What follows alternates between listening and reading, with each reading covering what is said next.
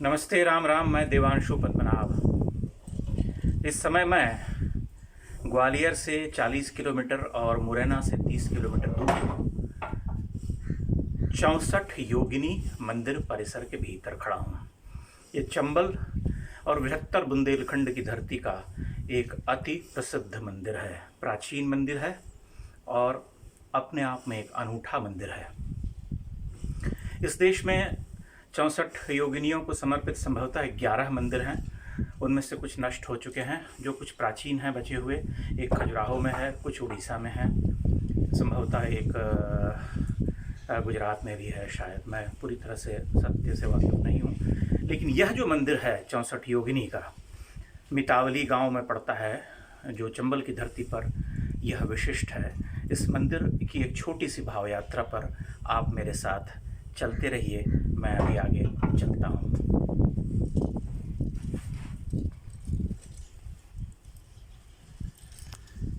ये जो आप देख रहे हैं, ये मंदिर का मुख्य प्रवेश द्वार, और यहाँ से सामने जो आपको ये दिख रहा है गोलाकार वृत्त में जो एक भवन दिखाई दे रहा है, वो भगवान शिव का मंदिर है।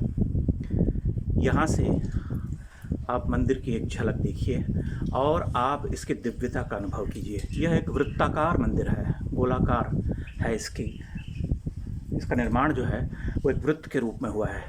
64 योगिनियों के बारे में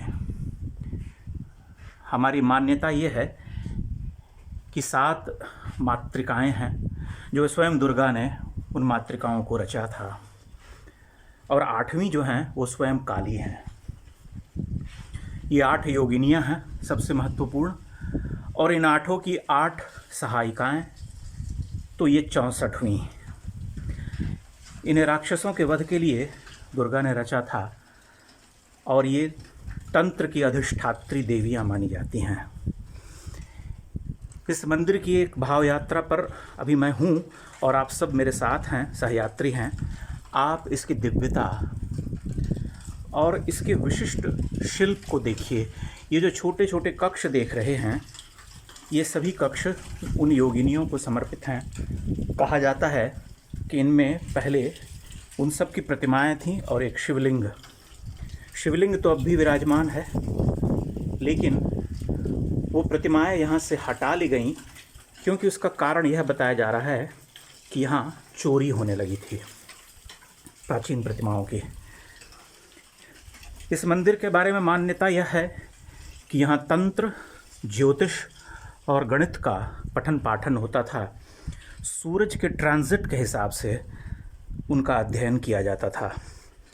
इस मंदिर का निर्माण संभवतः 14वीं शताब्दी में हुआ था। हालांकि उस पर थोड़ा विवाद है, क्योंकि जिस कच्छप घात वंश के राजा देवपाल ने इस मंदिर का निर्माण करवाया था, वो संभवतः 11वीं शताब्दी में हुए थे।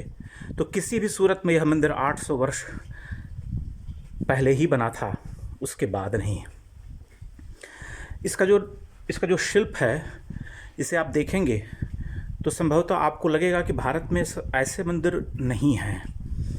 मंदिर हमारे जो इस देश में हैं, उत्तर भारत और दक्षिण भारत, उन दोनों को अगर आप देखते हैं तो उनमें एक समानता होती है कि शिखर या गोपुर होता है, विमान जो ऊपर नुकीले आकार में उठा होता है। उत्तर भारतीय मंदिरों का गोपुर ज़्यादा नुकीला होता है, दक्षिण भारतीय मंदिरों का जो है वो गजपृष्ठाकार होता है। यह गोलाकार है और इसका व्यास संभवतः 170 फुट है। इसे विशिष्ट रूप दिया गया है, और इसका एक बहुत ही वैज्ञानिक कारण यह भी है कि यहाँ पर बहुत पहले से जल संरक्षण का कार्य भी होता था। उसके लिए यहाँ उपाय किए गए हैं। यह मंदिर तमाम आघातों, प्राकृतिक आपदाओं, भूकंपों सबको झेल कर पिछले 800-900 वर्षों से यहाँ खड़ा है। इसके स्थापत्य में भी कोई विशेष खराबी नहीं आई है। इसके शिल्प में इसकी छोटी छोटी जो नक्काशियाँ हैं दीवारों पर, वे सब अभी तक बची हुई हैं, बनी हुई हैं। यहाँ वहाँ टूट फूट दिखाई देती है, लेकिन तब भी इसकी दिव्यता बहुत हद तक बरकरार है। यह एक दर्शनीय स्थल है, और हमारे देश के जिन प्राचीन मंदिरों को लोग भूले हुए हैं, उनमें से प्रथम रूप से देखने के अगर आप 25-30 ठिकानों को चुनेंगे, ऐसी धरोहरों को चिन्हित करेंगे, तो ये उनमें से निश्चय ही शामिल होगा। आप देखिए, ये दोपहर का समय है, दोपहर नहीं, दोपहर के बाद का समय है, और मैं इस समय यहाँ आया हूँ। यहाँ पूरी तरह से सन्नाटा है। मैं अकेला व्यक्ति हूँ जो यहाँ खड़ा हूँ, और मुझे अपनी सहायता के लिए अपने साथ कार चला कर के आने वाले जैन भाई साहब को यहाँ लाना पड़ा। उनके ही सहयोग से मैंने शुरू में परिचयात्मक वीडियो बनाया, और उसके बाद अभी आप लोगों को ये जानकारी दे रहा हूँ। इस मंदिर की सुंदरता का आप आभास कीजिए, इसका विशिष्ट शिल्प देखिए, और आप यह देखिए कि यह कैसे, कितने वैज्ञानिक तरीके से, कितने भिन्न रूप से इसको बनाया गया है। यहाँ आना बहुत सरल है, सड़कें बहुत सुंदर हैं, और आने का रास्ता भी बहुत ही विहंगम है। यह मंदिर एक पहाड़ी के ऊपर बना हुआ है, और पहाड़ी के ऊपर बने होने के कारण यह बहुत हद तक आक्रांताओं से भी बचा रहा। और इसका विशिष्ट स्थापत्य, चूँकि यह गोलाकार, एक बड़े से गोलाकार क्षेत्र में है और बहुत ऊंचा इसका शिखर नहीं है, इसलिए यह सभी प्राकृतिक आपदाओं को भी झेल गया। मेरे सामने दीवार पर एक प्रतिमा उत्कीर्ण है। ये सभी प्रतिमाएं 64 जो कक्ष हैं उनके बाहर हैं, और अंदर भी थीं, लेकिन अंदर से हटा ली गई, जैसा कि मैंने आपसे पहले कहा। अभी मैं इस मंदिर परिसर से बाहर निकल आया हूँ। सामने इसके बारे में एक सूचना पट है, आप देख सकते हैं, मेरे सामने है, जिससे इसमें लिखा हुआ है एकतारसो महादेव मंदिर भी इसे कहा जाता है।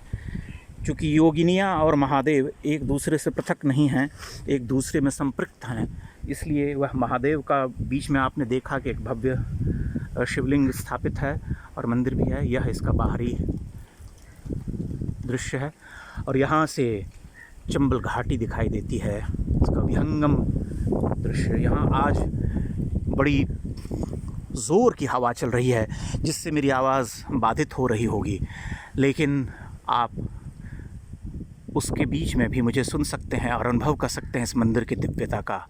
मैं सभी मित्रों से आग्रह करूंगा, दिल्ली के आसपास रहने वाले और जो दूर देश में यहाँ वहाँ रहते हैं और जिन्हें भारतीय धरोहरों को जिनमें देखने की ललक है या प्रेम है, वे यहाँ निश्चय ही आएँ और इस दिव्य मंदिर के दर्शन करें। इन्हीं शब्दों के साथ मैं विदा लेता हूँ, और मंदिरों की श्रृंखला आगे बढ़ती रहेगी यूँ ही। बहुत बहुत धन्यवाद।